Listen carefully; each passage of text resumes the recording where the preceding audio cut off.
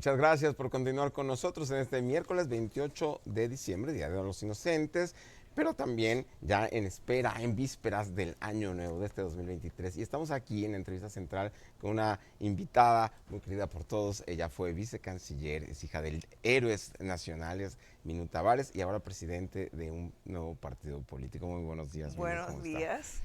Un gusto estar por aquí con ustedes. Me voy a robar una expresión que le he oído durante toda la vida a un queridísimo amigo que dice que algunas personas son un lujo a la hora de tenerlo como amigo, a la hora de tenerlo como invitado o en cualquier escenario. Entonces, en el caso suyo, y robo las palabras del muy buen amigo Marcelino Osuna, un escritor respetado en la República Dominicana y consagrado en la República Dominicana.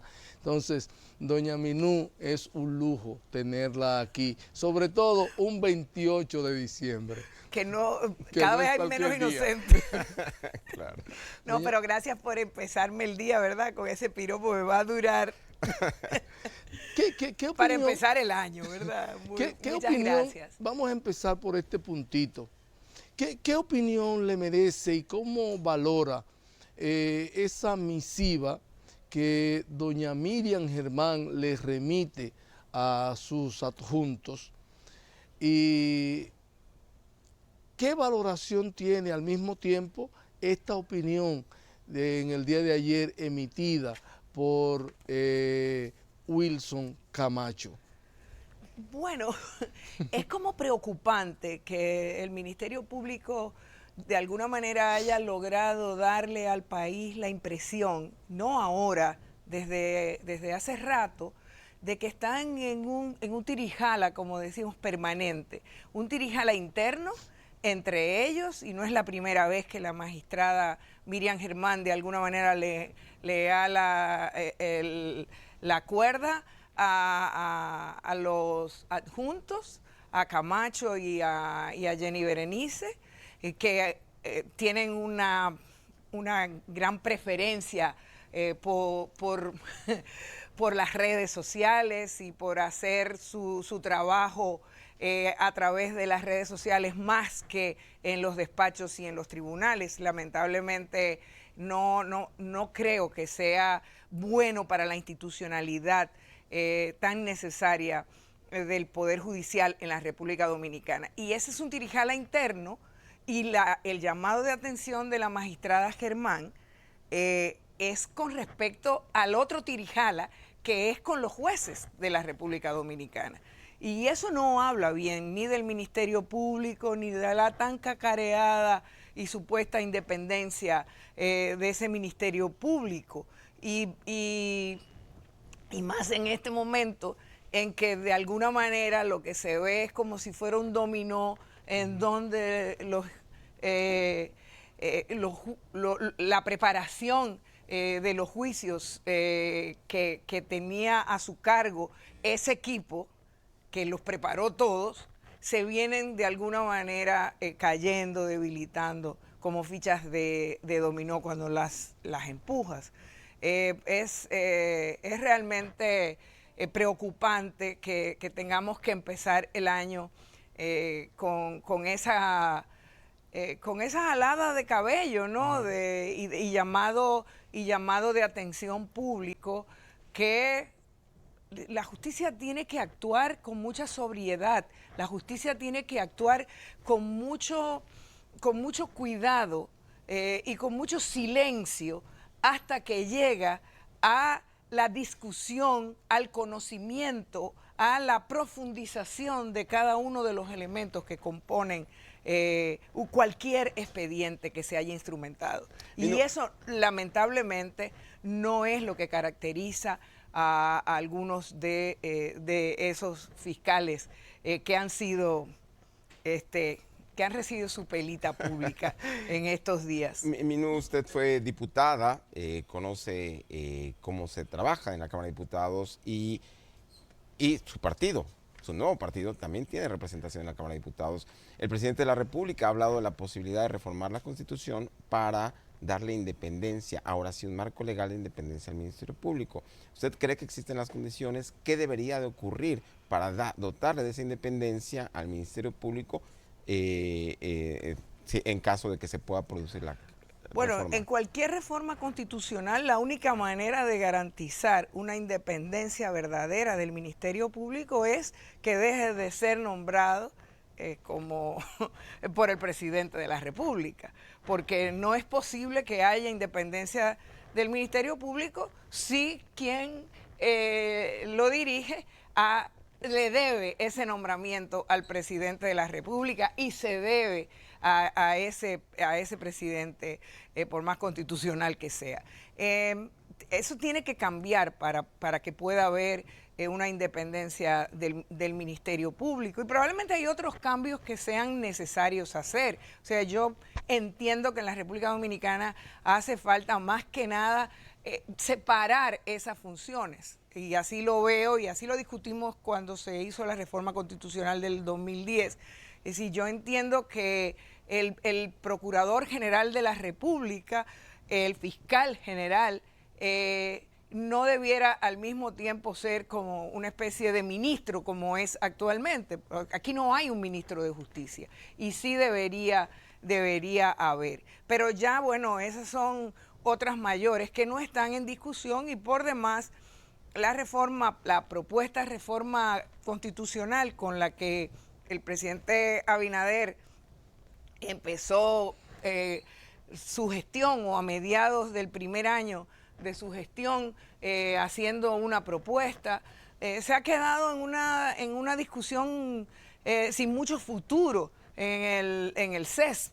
Y ahí está bastante parada, y yo diría que bastante fracasada hasta ahora, por más que se hagan discursos aparentando eso no ha progresado. Esa es la realidad. Y la reforma constitucional está también ahí como parte de ese proceso de diálogo que se inició y que fue y que ha ido quedándose en el camino, ¿no? Y que ahora vemos cómo la reforma electoral era parte de esa discusión, de ese paquete, y la mesa electoral fue de las pocas mesas que funcionó, de las 12 mesas que se crearon, esa fue una de las que funcionó de manera más permanente y con grandes discusiones, y en el Senado de la República ya vemos lo que ocurrió. Ni siquiera a la hora que se reunió el Senado, ni siquiera de alguna manera se atuvieron al informe de la comisión que se pasó todo este tiempo trabajando en el Congreso, la propuesta de la Junta Central Electoral. Y lo que aparenta ser es una nueva contrarreforma, lamentablemente un nuevo retroceso, que no debiera la sociedad dominicana perdonar, porque esas medidas que se aprobaron, que acabo de definirlas como de retroceso, porque no puede considerarse de otra manera que un retroceso el hecho de que se plantee que haya, que no se rinda cuentas, que haya, que no tengan topes las candidaturas, aunque para guardar la forma le mantienen topes de gastos en términos generales para los partidos, que no tengan sanciones los delitos, por lo tanto no son delitos, porque si se cometen y no tiene sanciones en la ley, no se consideran delitos, que se le esté quitando fuerza. Y el presidente de la Junta decía ayer que le quitan garras, y yo diría que le quitan institucionalidad a la Junta Central Electoral, porque el poder de la Junta Central Electoral para administrar las elecciones está dado por la Constitución de la República, y eso es lo que está disminuyendo la ley. O sea, tú no puedes tener un poder electoral como la Junta Central Electoral, a la que los partidos pretendan que se reúna una vez al mes con los partidos para determinar cuál es eso es una de las cosas que se están planteando ahí, en esa nueva contrarreforma que está pretendiendo el Senado que se haga. Yo terminaría quizás esta reflexión llamando al presidente de la República, al presidente del PRM y a los presidentes de los otros partidos a que se pronuncien. Ellos tienen que decirle al país si están de acuerdo con eso que acaban de hacer los senadores.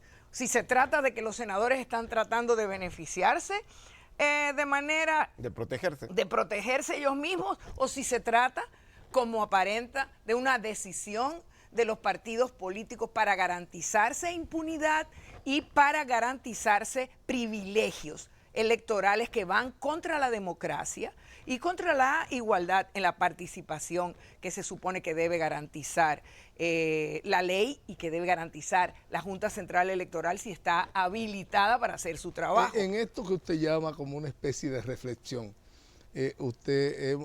vemos que ha tocado así como varios puntos del todo. Y empezamos con la parte que tenía que ver con la Procuraduría General de la República.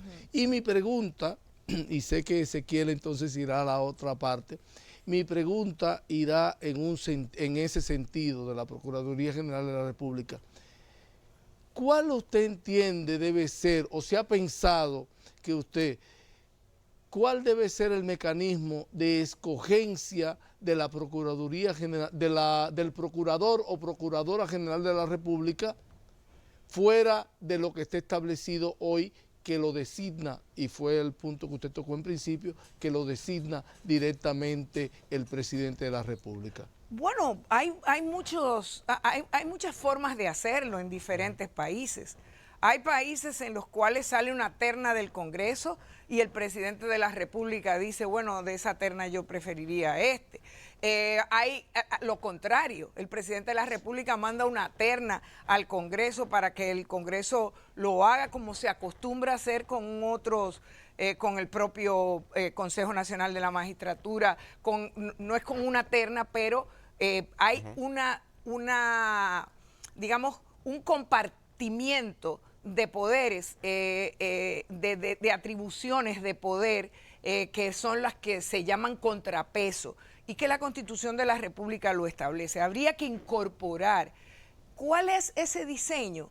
Eso no se ha discutido prácticamente en la República Dominicana, pero debe ser discutido, porque no olvidemos que el nombramiento de la magistrada Miriam Germán se dio como resultado de toda la demanda de fin de la impunidad que hubo en la República Dominicana y se vendió como un nombramiento independiente de la justicia. Yo digo que si no se cambia la manera en que se escoge, en que se nombra al Procurador General de la República, no va a haber justicia independiente y no va a haber una procuraduría independiente. Eso es lo que yo digo. Ahora, habría que tener la voluntad de que sí haya justicia independiente. Eso está pendiente en la República Dominicana y habría entonces que ponernos de acuerdo en cuál sería el método para hacerlo. Pero yo no, o sea, yo lo que quiero es que sea independiente y que no lo nombre solo el presidente y que no se entienda que es un ministro que se debe a las instrucciones del presidente de la República, porque los ministros son subalternos del presidente de la República. Y mientras el presidente los pueda poner y quitar, la independencia sigue siendo una aspiración, no una realidad.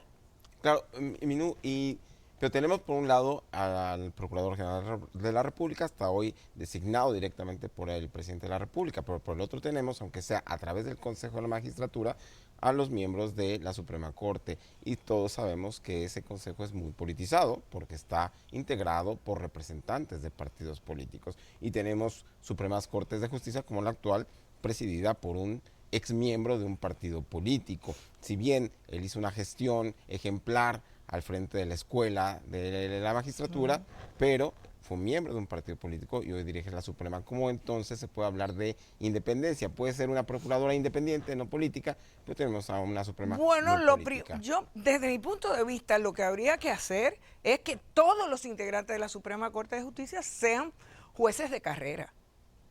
Esa es la única manera de garantizar, de ir construyendo esa independencia del Poder Judicial.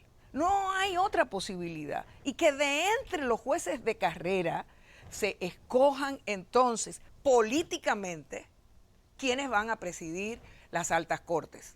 Porque yo no tengo, o sea, quisiera aclarar eso. La decisión de escoger los poderes del Estado son decisiones políticas. La decisión de elegir un presidente es una decisión política. Y luego la de elegir las altas cortes es política. La de elegir los poderes electorales es una decisión política. Y no es malo, así es como debe ser.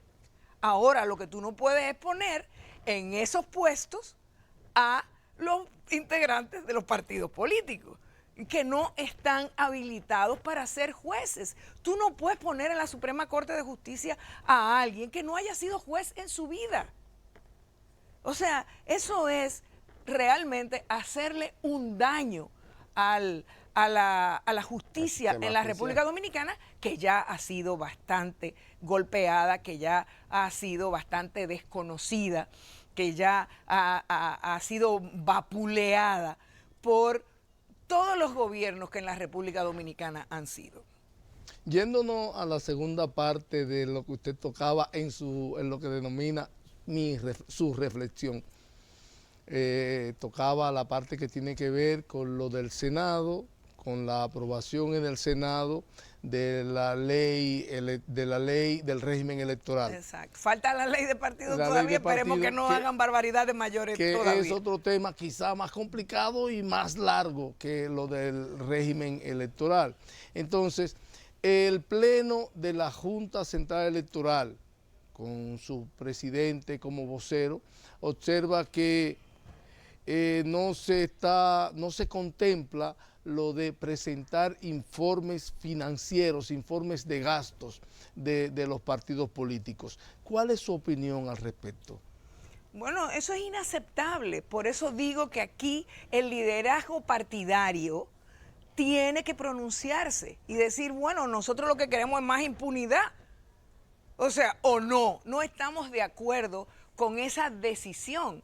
Porque vamos a volver al origen de todo esto. Nos pasamos años exigiendo la aprobación de un código electoral que incluyera la ley de partidos políticos, que fue una demanda sostenida de la sociedad dominicana y de la mayoría de los partidos políticos durante años. Y se supuso, y en esa dirección actuamos, de que esa ley iba a tener una orientación fundamental, que era fortalecer, construir la democracia en la República Dominicana. Finalmente la ley fue muy antidemocrática y fue el resultado del contubernio entre el PLD y el PRM. Al final eso fue lo que ocurrió y se desconoció todo. Las propuestas que se habían venido haciendo, que se habían discutido en diferentes mesas y también lo que habían discutido los propios partidos políticos como propuesta. Y eso se desconoció y aprobaron una ley para su beneficio. Ambos partidos lo impusieron así en el Congreso Nacional y así se aprobó esa ley. Y luego demostró, y yo lo pienso porque nosotros mismos sometimos varios recursos de inconstitucionalidad y fueron sentenciados positivamente por el Tribunal Constitucional. O sea, la ley era tan mala, estaba tan mal hecha, tan a la carrera para beneficiarse esos dos partidos, que el Tribunal Constitucional la destajó finalmente. Y ahí está. Entonces esa misma situación ha hecho que se demande nuevamente la necesidad de una ley que sí responda y que sí permita organizar unas elecciones creíbles, transparentes, limpias, equitativas, democráticas, en el 2024. Estamos ¿a cuántos meses estamos? A 16 meses aproximadamente. A 16 meses de las elecciones municipales y estamos a 20 meses de las elecciones presidenciales y congresuales, y la ley sigue discutiéndose. Y lo que hace el Senado es este tollo, porque no hay otra manera de llamarlo, toman este tipo de decisiones que están dirigidas no precisamente, y se le ve el refajo desde lejos, con el fin de beneficiar la democracia, de que lo que los haya movido sea el bien común, digamos, claro, de la política. Entonces es muy difícil. O sea, yo lo que sentí, se lo confieso, así como si fuera nada más entre nosotros, ¿verdad? Yo siempre he sido una defensora de la bicameralidad en la República Dominicana y en general como sistema. Y después de haber pasado 3 periodos en el Congreso, me fui convenciendo cada vez más de la necesidad de que hubiera en el Congreso ese contrapeso, de que si se imponían criterios como estos, individuales, de privilegio en el Senado, pues hubiera la posibilidad de discutirlo y de corregirlo un poco en la Cámara de Diputados o viceversa. Pero la verdad es que uno ve que pasa esto y tú dices, bueno, pero ¿para qué sirve? O sea, ¿cómo es posible que nos demos el lujo de tener senados así, que además se benefician? Porque vamos a ver algo importante, o sea, se llevaron, ya era mala la definición del transfugismo, pero se lo están llevando también de encuentro. Y tú dices, bueno, ¿y por qué? Pero ese es un Senado donde hay muchísimos tránsfugas. Claro. O sea, ese es un Senado compuesto por tránsfugas en un porcentaje alto, yo diría. El mayor, supongo que tal vez no el mayor, pero sí hay muchos tránsfugas. O sea, gente que fueron electas en la boleta del PLD y que antes de asumir se cambiaron de partido. O sea, eso no lo soporta ningún sistema político en ningún país que se respete, que se repute como democrático. Minú, pero usted pide que el liderazgo... ese es el Senado que está haciendo esos cambios, entonces no lo podemos tampoco perder de vista. A mí me gustaría escuchar también la opinión de Leonel Fernández con respecto a esas decisiones que están tomando. Claro, a todo ese liderazgo, pero lo que vimos en las reuniones todos los presidentes de los partidos. Del Consejo Económico Social con la Junta Central Electoral, justamente para debatir lo que presentarían como proyecto de reforma electoral, los partidos políticos se dieron el lujo de dejar plantado en 2 ocasiones a la Junta Central Electoral. No presentaron sus propuestas, de tal manera que la Junta dijo, como no vinieron, nosotros presentamos la nuestra propia, que ya lo vimos, no fue tomada en consideración. Entonces, ¿de qué sirve? Algunos aspectos los tomaron en consideración. Pero, por el otro lado, cuáles. Una de las quejas justo del Pleno de la Junta Central Electoral es la falta de transparencia en el origen de los recursos que utilizan los candidatos de elección popular. Y ahí tenemos un Congreso en el que incluso uno de sus miembros, un diputado, está preso en Miami acusado de narcotráfico. De tal manera que en qué momento se clarificó, en qué momento el partido político que nos gobierna le exigió a él claridad de sus recursos. Y ahora la ley tampoco lo contempla. ¿Qué se debe de hacer? ¿Cómo los partidos políticos deberían de actuar para evitar ese tipo de circunstancias? Bueno, lo que tendrían que hacer es aprobar una propuesta de ley que realmente vaya en la dirección de terminar con ese sistema tan antidemocrático que se impuso con esas 2 leyes, la electoral y la de partido, la 1519 y la 3318. O sea, esas leyes tienen que ser revisadas. Mira, las leyes sirven, entre otras cosas, para iniciar los procesos en la dirección correcta. Entre otras cosas, sirven para eso. Pero si tú te permites el lujo de aprobar leyes tan importantes para la vida política, institucional, para la democracia de un país como la República Dominicana, movidas por los intereses particulares de cada uno de los que van ahí a legislar, no es posible dar esos pasos de avance. Y este es un buen momento para recordar cómo este gobierno llegó a ocupar la primera magistratura y a dirigir este país del 2020 al 2024. Eso fue el resultado de una movilización nacional que fue quizás la mayor que hubo en muchos años en la República Dominicana. Y el centro de ese reclamo, de esa movilización, era que el fin de la impunidad. O sea, se estaba pidiendo que se gobernara este país de otra manera, que se terminara con el hecho de permitirle la impunidad a quienes están ostentando el poder político o el poder económico. Esa era la demanda central. Y como que se ha olvidado. Es decir, aquí la gente se tiró a las calles el 17 de febrero a demandar que se celebraran elecciones limpias, libres. O sea, era una demanda de carácter político, alrededor de la cual se nucleó una protesta que se dio grandemente frente a la Junta Central Electoral, pero que se replicó en muchas ciudades del país. Y quienes nos dirigen parecen haber olvidado eso. Claro. Que no fue solamente, la demanda no era salir del PLD nada más. Claro, no, había una demanda de reforma. Era salir de la forma de gobernar del PLD. Y esta gente están haciendo lo mismo.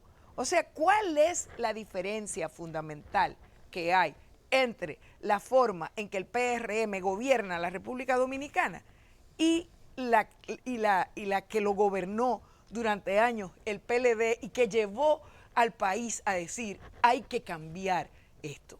Claro, perdón. Vamos a ver cuáles son. Hablar un poco de lo que están comentando en el chat de YouTube, en vivo. No sé por qué, la gente está primero interesada en saber si usted se considera tránsfuga por haber renunciado al PLD siendo diputada, y por el otro lado, varias personas están preguntando esto, si usted está pensionada por el Congreso. Bueno, fíjense una cosa, vamos por parte.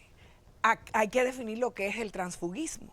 El transfugismo significa irse de un partido en el cual tú has sido elegida o del cual formas parte para representar a otro que no te llevó, al que la gente no votó por ti en esa boleta. Eso es lo que es el transfugismo. Yo renuncié de un partido que estaba en el poder. Y renuncié en un momento en que ese partido estaba en el poder. Después de eso se religió. En el 2016, yo renuncié por razones muy claras que creo que pocas personas en este país pueden decir que renunciaron de la forma en que yo lo hice. Yo dije, aquí está pasando esto y quiero recordarlo, ¿verdad? Yo fui en este mismo programa, por cierto, quizás la primera persona, la primera política, la primera funcionaria electa que denunció el escándalo de Punta Catalina y que denunció el escándalo de Odebrecht. Y yo lo dije aquí. Y yo dije, y yo renuncié de ese partido y me fui sin ningún partido. Y empecé, después de haberme ido, a conformar un partido nuevo, que ya no es tan nuevo, porque eso fue, ya no empezamos nuevo, pero ya tiene registro. en el 2015, ahora, exacto, finalmente, después de muchos abusos, obtuvimos el reconocimiento, porque pagamos caro el hecho de haberme ido y de haber dicho, yo no sustento lo que está pasando, no sustento lo que se está tratando de imponer desde la presidencia de la República a los legisladores para que votemos a favor de proyectos con el chantaje o con la oferta, si tú quieres, de que aprobáramos esos préstamos porque de ahí se iba a sacar dinero para nuestras propias campañas. O sea, eso es bueno recordar. ¿Por qué yo me fui en ese momento del PLD? Claro. Yo no me fui para otro partido. Yo no me fui a representar a otros votantes. Entonces eso puede catalogarse de lo que quieras, pero de transfugismo jamás. ¿Y la pensión? Y bueno, y la pensión es una pensión que se corresponde con las pensiones. O sea, yo he sido durante muchos años una funcionaria pública y sí tengo una pensión del Congreso Nacional. que además es una pensión, digamos, legal, y que es una pensión digamos, que se sustenta también en lo que yo pagué de impuestos para tener una pensión. Es legal, después de 3 periodos. Es legal, pero se puede ver realmente como legítima en función de cómo son las pensiones en la República Dominicana. Bueno, ninguna pensión en la República Dominicana es legítima. Lo que tiene de ilegítimo el tema de las pensiones en el Congreso Nacional es que se quedó fuera del sistema. O sea, se quedó fuera del sistema y de la ley en el 2001. Y yo no era legisladora en ese momento, porque no lo estoy justificando. O sea, yo creo que aquí todos, absolutamente todos los funcionarios públicos y todos los dominicanos y dominicanas deberíamos tener derecho a una pensión digna. Cuando somos y cuando hemos sido servidores públicos, y así es como yo lo entiendo y así es como he actuado cuando fui vicecanciller y luego cuando fui legisladora. Entonces, la pensión, el retiro, es un derecho que lamentablemente en la República Dominicana se está desconociendo. Para mí, perdón, y voy a terminar nada más diciendo eso. O sea, ese es uno de los temas fundamentales que está en la discusión y que está en la demanda de grandes sectores del país. La necesidad de revisar la ley de seguridad social. La necesidad de que aquí haya garantías de una pensión. O sea, aquí cualquier candidato o candidata a la presidencia de la República en el 2024 o a cualquier puesto debería tener que fijar una posición con respecto a lo que son las ARS y las AFP. Eso no es posible que se lo permitamos a ningún político o a ninguna política que no asuman una posición de defender los intereses de cada uno y cada una de las trabajadoras en la República Dominicana. Y eso incluye a los funcionarios públicos. O sea, yo no estoy de acuerdo de ninguna manera con que los legisladores, si han servido todos los años que tengan una pensión, o cualquier empleado de cualquier institución pública.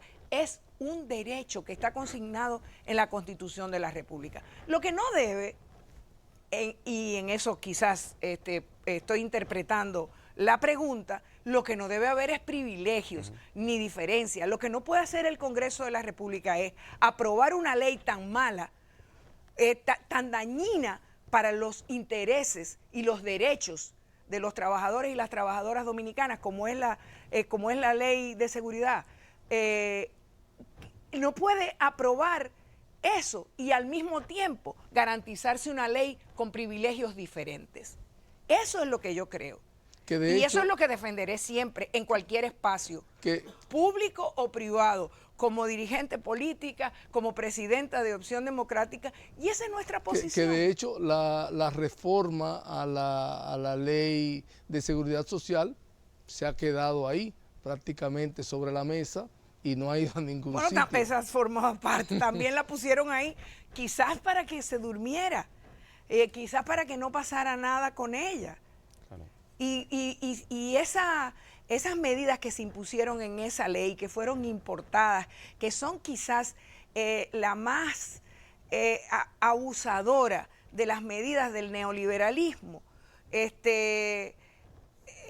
han hecho un daño terrible a la garantía de derechos que tiene que haber en nuestro país, si queremos de verdad decir que somos un país donde hay justicia social, por ejemplo, a donde hay democracia. Minú, nosotros comenzamos el programa hablando de que hoy se cumplen 6 décadas, 60 años de la masacre de Palmasola, porque creemos que la historia es importante. Y la Academia de la Historia acaba de nombrar entre sus miembros a un ex ministro de las Fuerzas Armadas, a quien usted y su hermano Enrique demandaron hace 9 años, si mal no recuerdo. El general Ramiro Matos nos podría explicar por qué lo demandaron, por qué se oponen a la inclusión de este señor en la Academia de la Historia. Bueno, en primer lugar, porque ese señor, ¿cuál es el aporte a la historia que ha hecho? Habría que verlo, ¿verdad? En segundo lugar, porque la Academia de la Historia, los historiadores, tienen una responsabilidad con decir la verdad, con contar lo que ha ocurrido en el ayer, en el más reciente, en el de todos los tiempos. Tienen una responsabilidad con la construcción de la institucionalidad democrática en cualquier país del mundo y no han cumplido con ella. Y nombraron a este asesino no solo de Manolo Tavares Justo, que es un héroe nacional, él y sus compañeros, declarado por ley en la República Dominicana, reconocido como tal, sino a otros héroes nacionales también, como Francisco Alberto Camaño Deñó. Él participó ahí. Él participó en el fusilamiento de los héroes de junio de 1959. Y eso no me lo contaron. Yo estaba ahí tratando de, cuando estábamos buscando los restos de esos héroes que habían sido fusilados en la batalla de las Carreras. Y teníamos 3 semanas buscando esos restos. Y el señor Ramiro Matos, ese asesino, llegó allá y dijo, no, pero que ustedes están buscando donde no es. No fue ahí que lo fusilamos. Fue allí. Y fue caminando, se movió como 200 pasos hacia allá y dijo, es aquí. Y antes de que terminara el día, ya empezaron a aparecer los cadáveres. Cadáveres así con los huesos amarrados con cadenas. O sea, no estamos... Y esos son héroes nacionales. Les llamamos de la raza inmortal. Los recordamos. Y entonces, que la Academia Dominicana de la Historia se sume a la negación de justicia en la República Dominicana es absolutamente imperdonable. Y ellos, no lo sé si se han dado cuenta. Y eso le preguntamos en nuestra carta, mi hermano y yo. O sea, ellos le están haciendo un daño a la institución de la que forman parte. Esa carta nosotros se la mandamos a todos los miembros de Número, los miembros correspondientes nacionales y los miembros correspondientes internacionales. Y yo he empezado a recibir respuestas de esos miembros correspondientes internacionales. ¿Cómo? Que eso había pasado. Pero a nosotros no se nos informó. O sea, es un daño que también se hacen a sí mismos. Y yo quisiera que ellos respondieran. ¿Cómo usted, como académico de la historia dominicana, se sienta a debatir con un asesino de los héroes nacionales que usted, como academia, dice honrar? Esa es una explicación que ellos tienen, no que darnos a nosotros, que darle al país, a la República Dominicana, a la de hoy y a la de mañana, porque esa tacha ellos se la pusieron a la Academia Dominicana de la Historia, que por cierto es una institución pública. Claro. Entonces, ellos tienen que darle esa explicación. Bueno, recibí una respuesta del presidente de la Academia ahora, diciendo que en enero van a contestar. Esperemos que contesten. Yo hubiera esperado por lo menos varias renuncias o varias denuncias de parte de esos miembros de Número, porque además tú entras a la página de la Academia donde están las actas y figuran las actas en donde se toman las decisiones. Y resulta que el día 28 de abril del 2021, cuando esa decisión se tomó, no aparecen las actas. No, la acta está, lo que no aparece es la discusión que hubo, si es que hubo alguna discusión, o si fue simplemente una exposición, o una decisión del presidente de entonces, que era Checheco. O sea que a mí no me van a preguntar porque yo voy a decir los nombres de quienes tomaron esas decisiones. Y José Checheco le debe una respuesta a este país. Se nos acabó el tiempo. También, más grande todavía, porque él era el presidente, ¿verdad? Claro. Entonces, eso es parte de la impunidad, eso es parte del daño que le estamos haciendo a la República Dominicana. Y que se lo estén haciendo quienes tienen mayores niveles de responsabilidad es inaceptable, es imperdonable. Muchísimas gracias, Minuy. Qué lamentable que tenemos que terminar la entrevista en este momento, se me pasó rapidísimo.